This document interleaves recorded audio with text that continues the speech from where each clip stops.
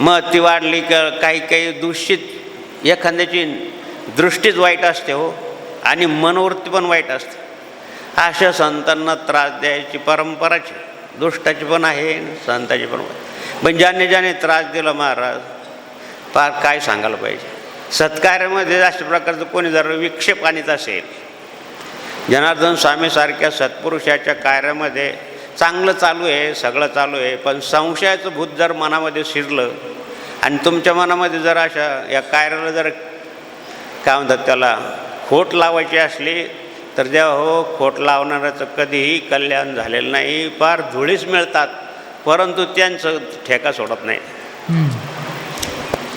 संत तुकाराम महाराज अंबाजीने एवढा त्रास दिला, काट्याच्या फांदीनं मारलं.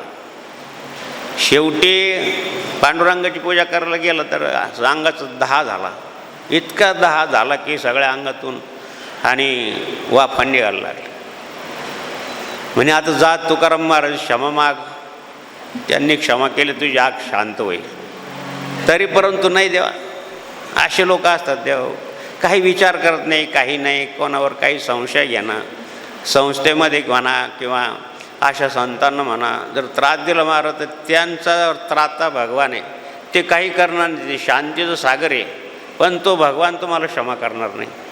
नीट लक्ष देऊन ऐका, तो देव तुम्हाला क्षमा करणार नाही.